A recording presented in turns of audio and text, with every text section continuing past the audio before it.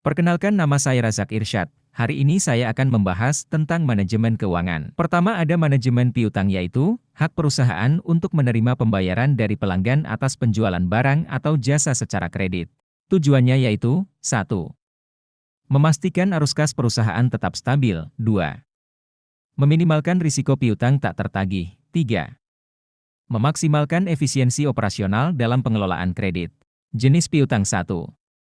Piutang dagang, yaitu piutang yang berasal dari aktivitas utama perusahaan, yaitu penjualan barang atau jasa secara kredit. 2. Piutang wesel, yaitu piutang yang didukung oleh dokumen formal berupa surat wesel atau janji bayar dengan tanggal jatuh tempo tertentu. Metode pengakuan piutang. 1. Metode langsung. Piutang baru dihapuskan dari pembukuan jika terbukti tidak tertagih. Contoh, pelanggan dinyatakan bangkrut. 2. Metode tidak langsung. Cadangan perusahaan mencadangkan kerugian piutang di awal periode untuk mengantisipasi piutang tak tertagih. Analisis rasio piutang. 1. Rasio perputaran piutang mengukur seberapa cepat piutang dikonversi menjadi kas rumus. Perputaran piutang sama dengan penjualan kredit dibagi rata-rata piutang. Contoh, 1. Piutang awal, Rp 10 juta. 2. Piutang akhir, Rp 12 juta. 3. Penjualan kredit, Rp 50 juta. 4. Periode waktu, bulan, tahun, 1 tahun. 1. Rata-rata piutang sama dengan 10 juta ditambah 12 juta, dibagi 2 sama dengan 11 juta. 2. Rasio perputaran piutang sama dengan 50 juta dibagi 11 juta sama dengan 4,55 kali.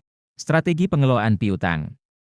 1. Kebijakan kredit, yaitu tetapkan syarat pembayaran yang jelas dan realistis. 2. Penagihan aktif, gunakan pengingat atau pengumpulan langsung untuk memastikan pembayaran tepat waktu. 3. Potongan atau diskon, berikan diskon untuk pembayaran lebih awal, misalnya, diskon 2% jika dibayar dalam 10 hari. Pembahasan kedua ada aktiva tetap dan penyusutan. Aktiva tetap adalah aset berwujud yang digunakan untuk kegiatan operasional perusahaan dan memiliki masa manfaat lebih dari 1 tahun. Jenis aktiva tetap. 1. Tanah, tidak mengalami penyusutan. 2. Bangunan, digunakan dalam jangka panjang, tetapi mengalami penyusutan. 3. Peralatan, aset seperti mesin atau perangkat kantor yang digunakan dalam proses bisnis. Metode penyusutan. 1. Garis lurus beban penyusutan tetap setiap tahun. Rumus, penyusutan sama dengan harga perolehan dikurang nilai sisa dibagi masa manfaat. Contoh diketahui. Mesin seharga 100 juta, nilai sisa 10 juta, masa manfaat 5 tahun. Penyusutan sama dengan 100 juta dikurang 10 juta dibagi 5 sama dengan 18 juta per tahun. Pengakuan dan pengukuran aktiva tetap. Pengakuan, yaitu aktiva tetap dicatat berdasarkan biaya perolehan, yang meliputi harga pembelian, biaya transportasi, dan biaya pemasangan.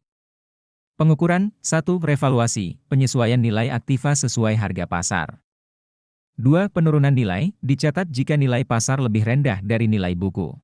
Dampak penyusutan terhadap laporan keuangan. 1. Laporan laba rugi, penyusutan dicatat sebagai beban, sehingga mengurangi laba bersih. 2. Neraca, nilai aktiva tetap berkurang setiap tahun sesuai dengan akumulasi penyusutan. Sekian presentasi dari saya, kurang lebihnya mohon maaf, terima kasih.